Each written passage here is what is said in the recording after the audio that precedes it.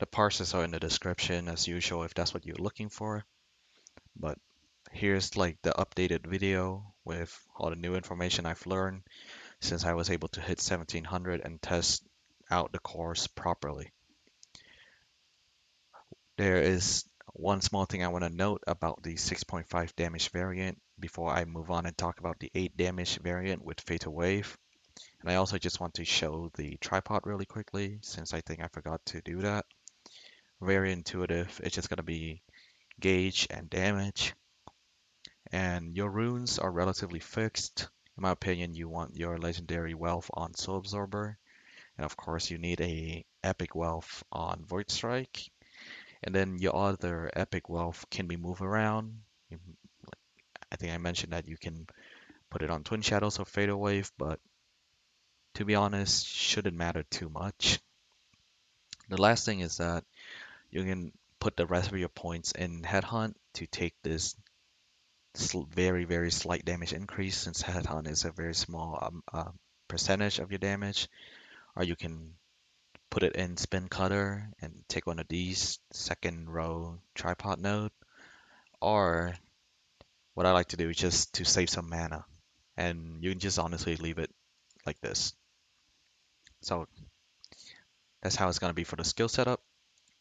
The one small note I wanted to talk about for the rotation is that your T skill usage doesn't have to be fixed after Twin Shadows. So in the rotation I put in the description, it would look something like this, where you would use your T skill after Twin Shadows. But honestly, you can use Fatal Wave first and then Twin Shadows, or you can also just use both Twin Shadows and Fatal Wave before you use T skill. One thing I'll say about that though is just keep in mind the gauge gain from your T skill is not as instantaneous or as responsive as your normal skills. So if you just take a look here, I press Twin Shadow, it's pretty instant. Fatal Wave, pretty instant. Void Strike, blah blah blah, right? But if you actually look at your meter right after you press your T skill, it's not a instantaneous gain. So essentially, what can happen is you can just search too early. So I just try to build my gauge.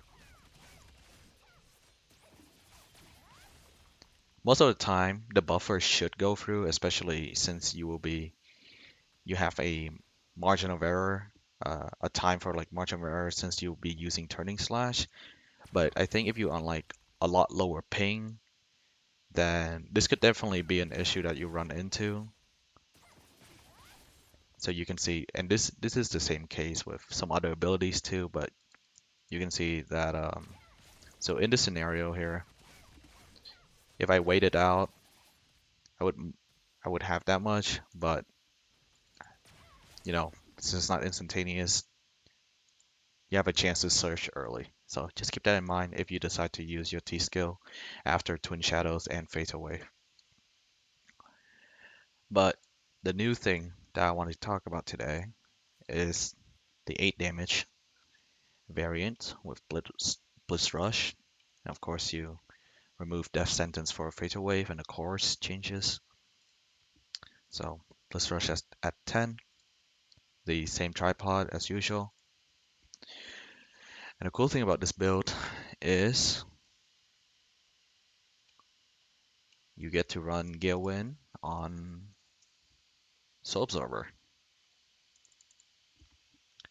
which, of course, since most people have played 7 damage, most 7 damage build do run Gale Wind and on Soul Absorber, and this is very nice QL, right? So the rotation will be very, very similar to standard 8 damage if you've been playing 8 damage. The main thing here is that your Headhunt is not a requirement anymore because your gauge generation is better on this build. So it should look something like this.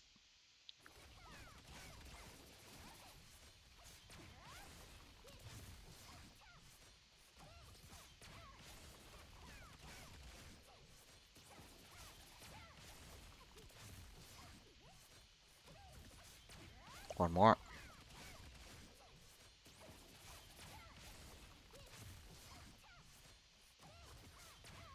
Here we go. So Headhunt is not needed anymore. So this is just straight up like a real counter now. um, so it's very nice. Of course, it's still there if you whiff your ability, if the boss move, right, and you need gauge. Of course, it will still be there.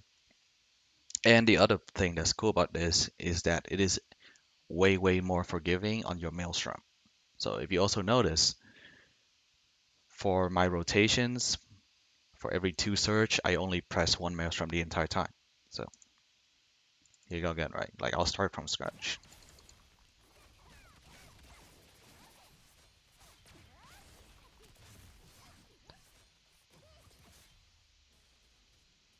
So a problem that exists right now with standard 8 damage is recovery is more difficult since you build gauge really quickly and some of your rotations, like a larger part of your rotation, still need Maelstrom because the gauge building is quick, but if it doesn't have Maelstrom, it won't build enough gauge.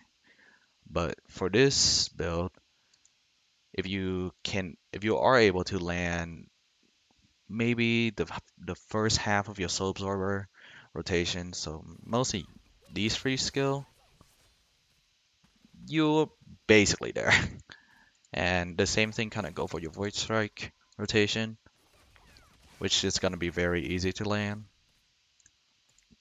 So your gauge generation on this build is like absolutely crazy, and this is again with Gale Wind on your soul absorber. So that's one thing you want to consider when you look at this build.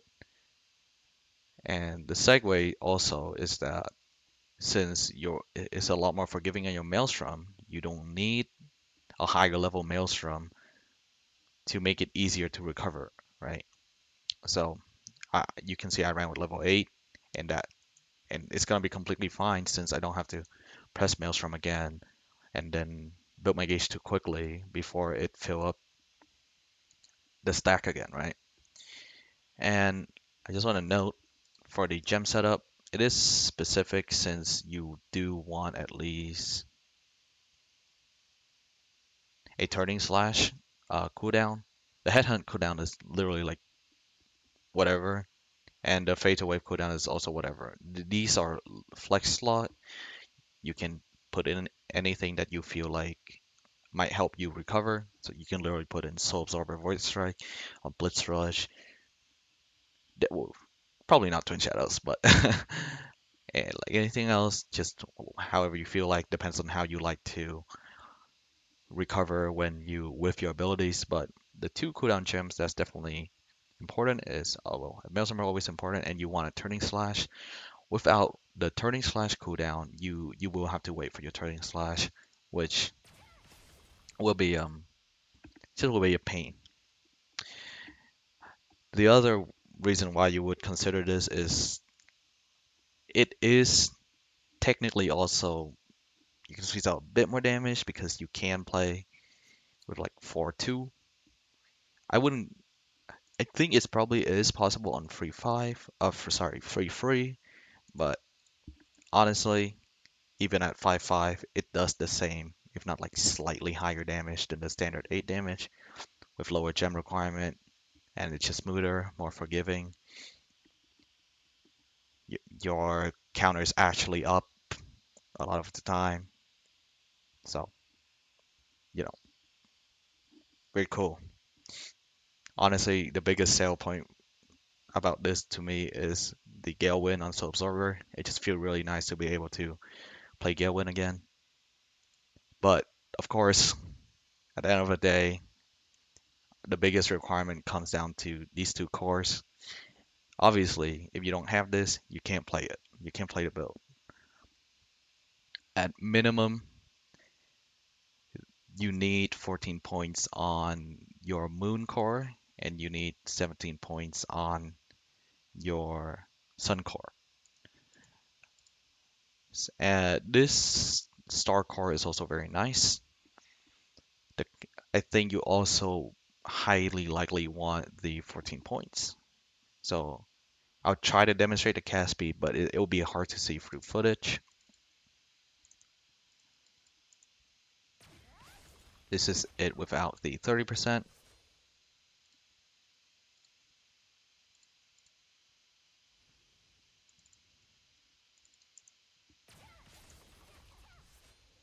So I think it was noticeable even if you aren't playing it, but if you are actually playing it, it is even more noticeable. So yeah, um, if you have the course, of course, if you already have the course, then especially if you don't have the other course, the basic, the standard course that people are using, all the more reason, right? So I think that's things that you want to take into consideration, why possibly like you might or might not switch. And again, the damage are there. These are 5-minute parses, so I'm very very confident in the the damage output of the stuff I tested. So yeah, other than that, pretty cool, pretty simple, and reject the status quo.